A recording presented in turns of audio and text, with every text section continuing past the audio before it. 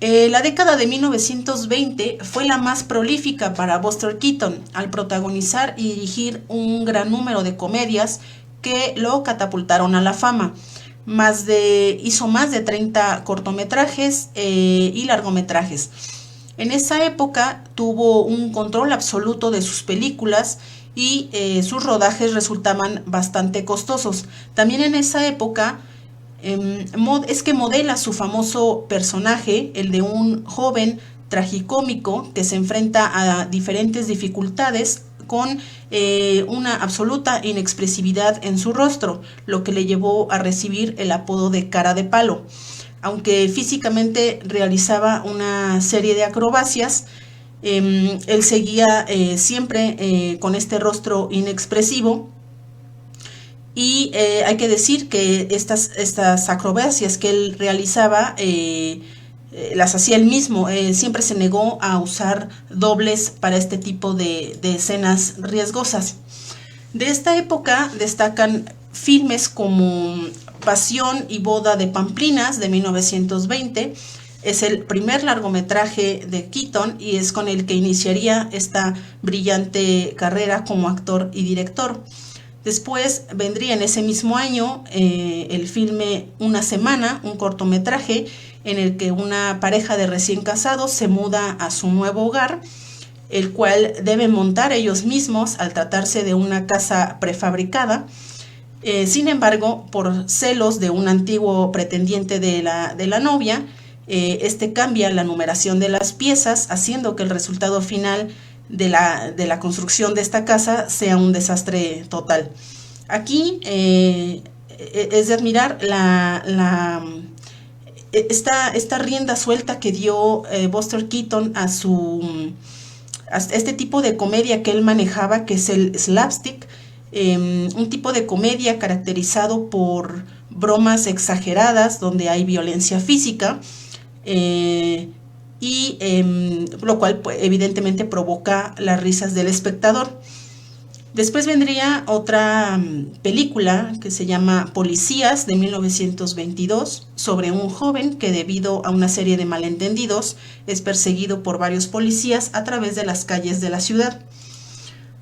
Después, ese mismo año, 1922, filmó La Casa Eléctrica, en el que equivocadamente Buster Keaton es un botánico que recibe un título profesional en ingeniería eléctrica y es contratado por los dueños de una casa para que instalara la red eléctrica. Buster instala las últimas novedades de la electricidad hasta que aparece el verdadero ingeniero y trata de sabotear la red eléctrica que hizo Buster. Todo esto en venganza y bueno, se produce todo un caos. Después, en 1924, filma Sherlock Jr., donde Keaton es un proyeccionista de cine que sueña con ser detective. Hay un momento en el que milagrosamente se encuentra dentro de la película que está proyectando y allí es que intenta salvar a su amada de las garras del villano. Esta fue una de las películas más aclamadas, no solamente de Buster Keaton, sino en general del cine mudo. Después vendría uno de sus más grandes éxitos, titulado El maquinista de la General, esta película de 1926, basada en un hecho real acontecido en 1862 durante la Guerra de Secesión de Estados Unidos, cuando un tren confederado fue secuestrado por los soldados de la Unión. La película narra la historia de Johnny Gray, un maquinista de la Western and Atlantic Railroad que tiene dos pasiones en su vida: su locomotora llamada La General y su novia Annabel Lee. Al estallar la guerra, su novia le pide que se aliste en el ejército del sur. Sin embargo, él no es admitido, ya que resulta, le dicen, más útil como maquinista que como soldado, por lo que su novia piensa que el hecho de que no lo hayan admitido era por su cobardía. Y bueno, esto provoca que ella le deje de hablar. Poco después, ella debe viajar en la locomotora, precisamente la de Johnny, en la general. Sin embargo, a mitad del camino, el ejército de la Unión roba la locomotora con Annabelle dentro. Es entonces cuando Johnny lucha por recuperar su locomotora y al mismo tiempo a su amada. Esta película fue bastante costosa por todo lo que implicó el uso de la locomotora y otro tipo de recursos que se utilizaron en ella.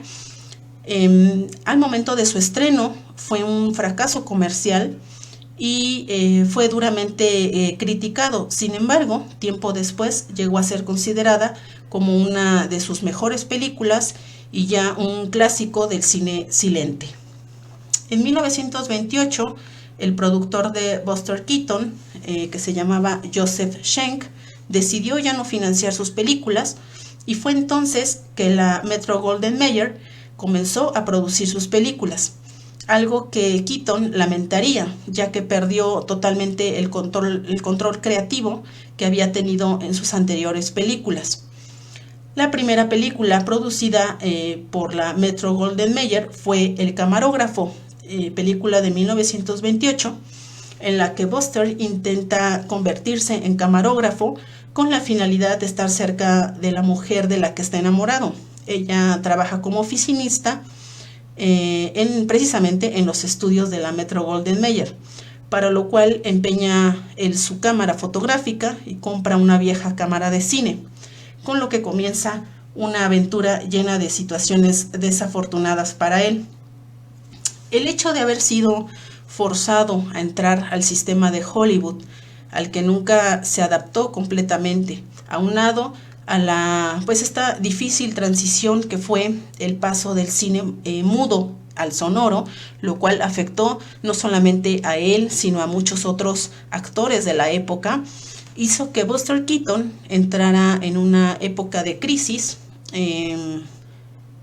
entró al alcoholismo y durante la mayor parte de la década de 1930 él estuvo moviéndose por diferentes compañías y trabajando como escritor de gags para varias películas de la Metro-Goldwyn-Mayer, en especial de los hermanos Marx, otros pareja de cómicos. En 1932 él se divorcia de la actriz Natalie Talmadge, con quien se había casado en 1921 y ya habían tenido 2 hijos. En 1933 se casa con la enfermera May Scriven, pero bueno, también este matrimonio fracasa y se divorcian 3 años después, es decir, en 1936. Durante los años 30 realizó solamente 2 filmes, uno de ellos es Pobre Tenorio de 1931, donde aquí Keaton interpreta a Reginald, un tímido caballero que es elegido para casarse con una mujer llamada Angélica, pero ya que a ella no le gustan los hombres tímidos como él, sino más bien seductores, es entonces que Jeffrey y Virginia, cuñado y hermana de Angélica, trazan todo un plan para convertir a Reginald en todo un Don Juan. Es una película bastante divertida por todas estas peripecias que pasa Reginald. Y otra película de esa época es Queremos cerveza de 1933. Esta película está ambientada en la época de la ley seca en Estados Unidos. En 1940 se casa por tercera ocasión, ahora con la bailarina Eleanor Norris, con quien estuvo hasta el final de su vida. Durante la primera mitad de esa década, Buster Keaton solamente hizo pequeñas apariciones en algunos largometrajes y encabezó una serie de cortometrajes, estos realizados por Columbia Pictures. En 1946 protagonizó una película cómica mexicana llamada El moderno Barba Azul, dirigida por Jaime Salvador, siendo la única producción mexicana de Keaton.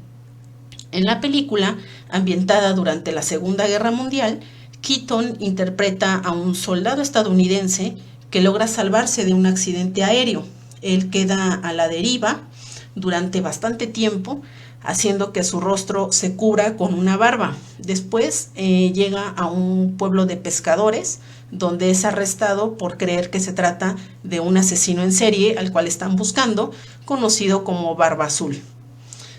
Después, en la década de 1950 y 60, tuvo algunas apariciones especiales en películas como El crepúsculo de los dioses, de 1950, dirigida por Billy Wilder, Candilejas, de 1952, dirigida por su amigo Charles Chaplin, y La vuelta al mundo en 80 días, de 1956, de Michael Anderson.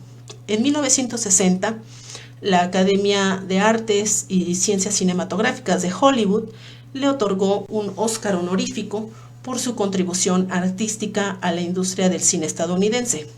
En 1965, Buster Keaton hizo su última aparición en público, esto durante el Festival de Cine de Venecia, donde presentó una de sus últimas películas y de la cual fue protagonista. Se trata de un cortometraje experimental de género dramático, hay que decir, fue la única película de este género que trabajó Buster Keaton. Recordemos, pues él se dedicó enteramente a la comedia. Participó entonces en este cortometraje experimental dramático dirigido por Alan Schneider y escrito por Samuel Beckett.